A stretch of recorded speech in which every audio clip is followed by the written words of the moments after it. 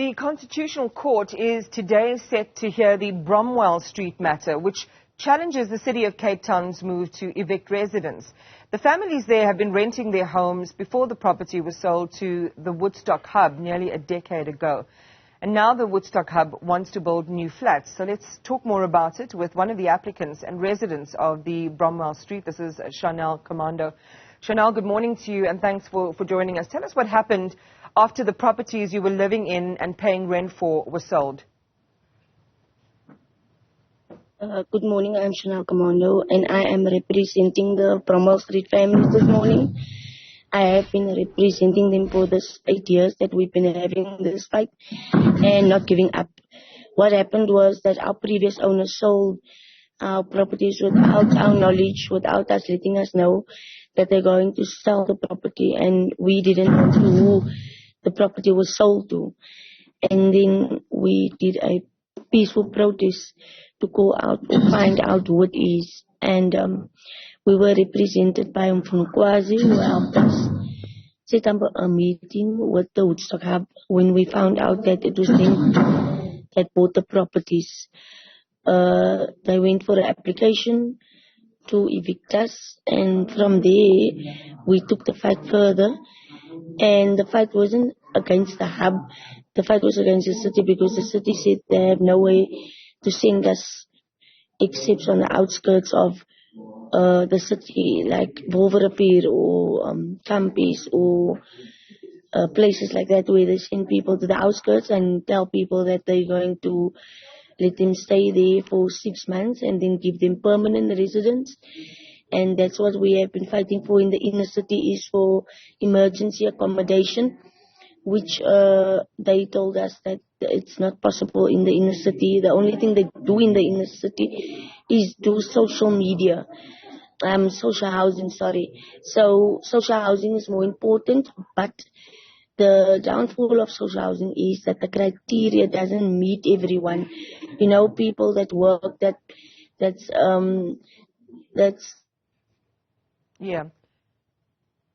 qualify for the social housing, and some people that are unemployed that can't afford it. And BGN housing is totally out of the question in the inner city.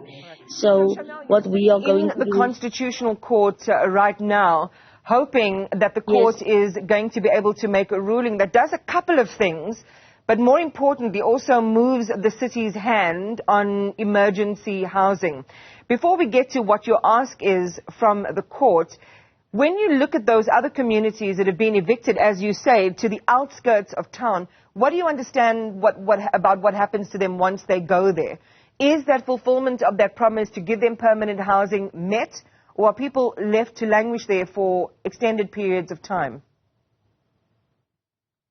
They are left there for that time, because we went there and we went to go and visit these sites, and none of these people have been put in permanent housing. They are still staying there for more than 10 years, and the sites that they are staying in is not adequate for people to be staying in. And that's what we want the judges to rule today, that everybody has a right to adequate housing, like they took Pine Roads people in Woodstock and built them transitional housing where they were not even on the brink of being homeless, rendered homeless, but we were. And they told us distinctly that they can't do it for us, but they did it for other people in our community, which are staying in Woodstock right now.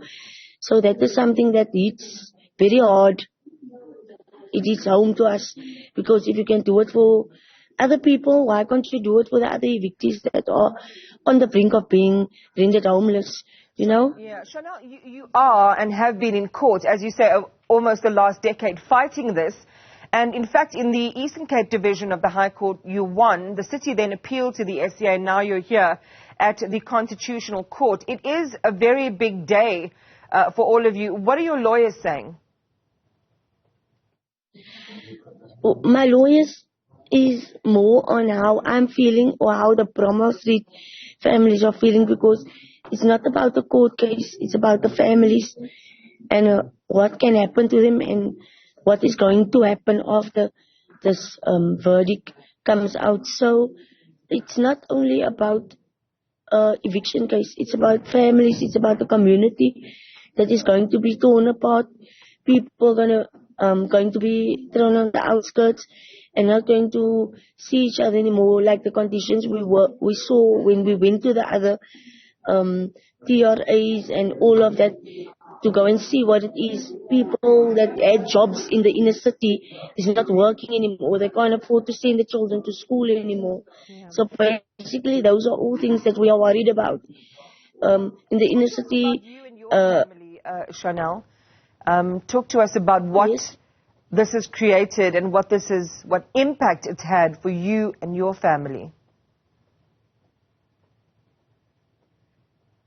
Yeah, so basically it had a big impact on my family because I've grown up there for all my life, and majority of my family is scattered around because of evictions, and even staying in social housing and can't afford it anymore because the prices rises every time they have to move and move around. And in the first place, when we were staying in Bromwell Street, we were all together, so it's very hard, so it's depressing, it's so much stress, it's anxiety, it's just too much.